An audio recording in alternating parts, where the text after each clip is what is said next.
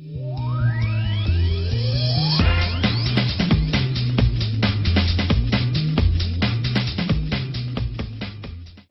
Mark Watson, thank you for joining Edinburgh Festival's magazine here in the cow pasture at the Edinburgh Festival. You're welcome. You look cold, by the way. It is a little bit chilly. Yeah. I think I was optimistic when I got dressed this morning. You definitely were. Yeah. And, Still, you can always dream. yeah, exactly. I mean, as long as it's better than last year with the weather, we're fine. The weather couldn't be a lot worse than last year unless the city was But you actually still came destroyed. back, so that's good.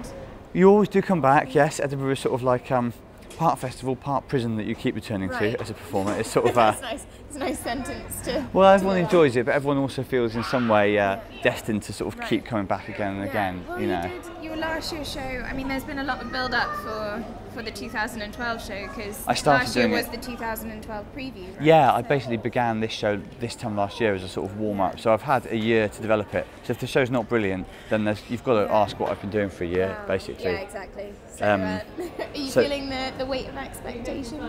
Yeah, I know, the whole country's talking about whether I can pull it off, yeah.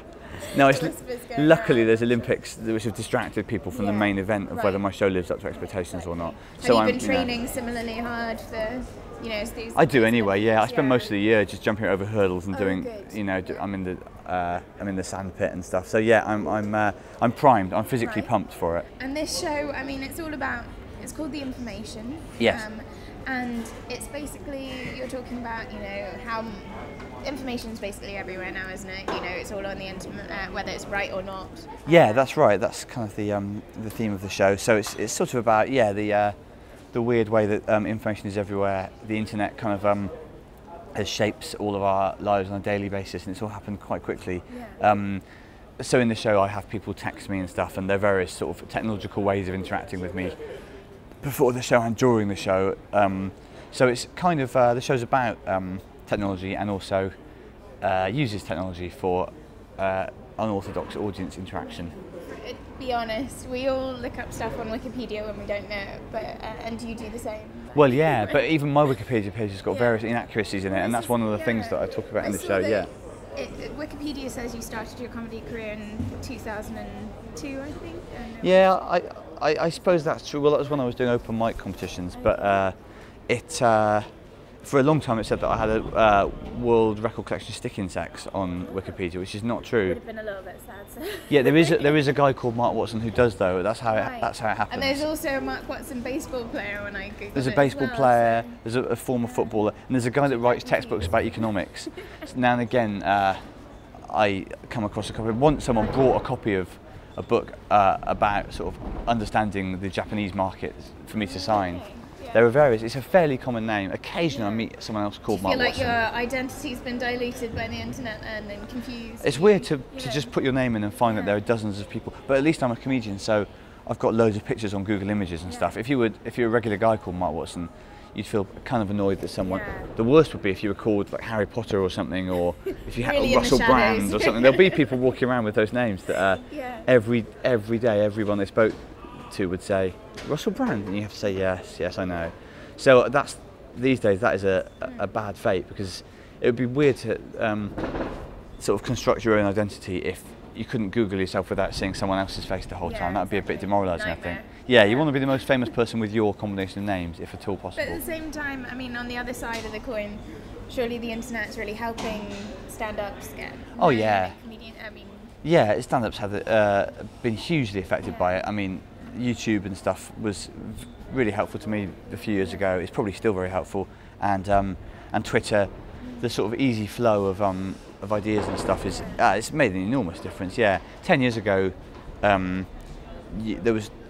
It's easy to forget, but there was even then the internet was still in its infancy. Really, you couldn't just stick a clip up and have, or like with Twitter, you couldn't just announce something and have potentially 80,000 people read it or something. So it's kind of it's a dangerous tool, but it's also really useful. And are you kind of looking at both sides of all that in your show? I mean, I think there's in a way you have to embrace it. There's no point in denying the internet is amazingly helpful, because it's not going anywhere either. So we all have to. Try, but well, yeah. There's a certain generation that if you're old enough, you can. I think it's kind of a weird time to be 70 or something, because there'd be an awful lot. Things have happened very quickly now. Every generation feels a bit like that when they get old, but this must be a weird time to be old because gadgets are moving on very, very fast now. But if you're below about 60 years of age, you've got no excuse for not sort of getting involved really, because this is the way the world is now. I mean, you growing up, you wanted to be an author, didn't you? And Yes. you write novels. I've written a few, yeah, and I've got a new one just coming out now. What's it called? The Knot. It's about a wedding photographer, and I'm doing a book launch here, in fact, on the 22nd. It's about a wedding photographer and weddings over sort of a 30-year period. So I'm launching it in a church in Edinburgh with like a piper and people in kilts and stuff. The book's being christened by a wedding themed event. Yeah, I think the people that run the church think it is an actual wedding, but it's more accurately it's a spoof wedding to launch a book.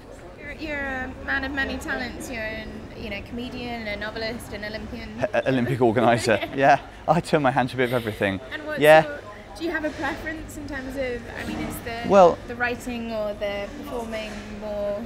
In a way, I mean, I probably love being an author most of all, but you couldn't just do that because it takes so long to get a book done, and there's an awful lot of sitting around waiting for people to read stuff. Whereas, as a comic in a festival like this, every night you get your little bit of love. Yeah. So for someone with a fragile ego, being a stand-up is risky, but if it goes well, you do get to feel good. Whereas with a book, it's a sort of cherished project for a couple of years, but then once it's done, it's kind of done. Yeah. And I, luckily, again, thanks to the internet, these days I get tweets and stuff from people saying I've read your book, whereas in the past you'd have to a little bit of love, yeah.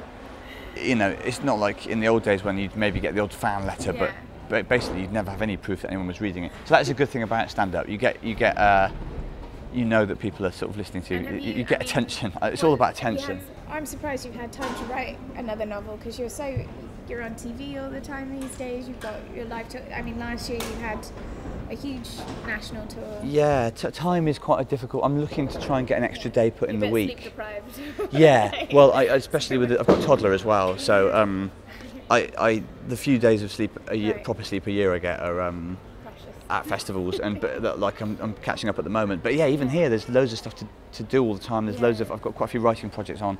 So if I could survive on a bit less sleep a night, I would. When I was a student, I used to just sort of, because I was quite a workaholic, and I would sort of stay out working all night. Cambridge, you got a first. Yeah, I pushed myself very hard.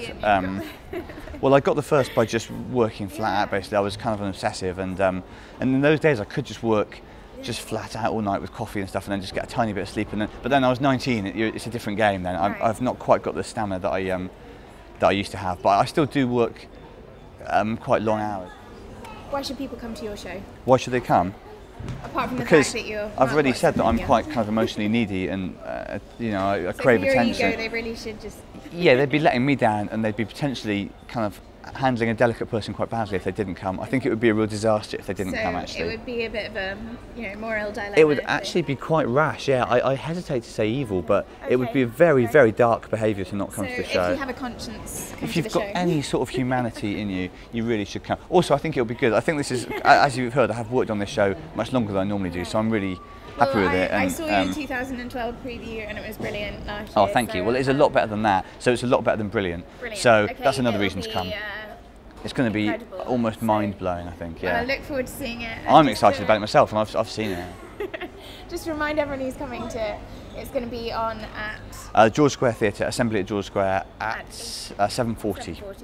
7:40. 7:40, or just we've been starting a bit late, so get there as soon as you can. Just hang around that theatre until I show up, basically. Camp out if you need to. Yeah. It's worth wandering over sometime early in the afternoon and just hanging out. Well, thanks so much for joining us. Nice to see, and the sun's coming out, so there you go.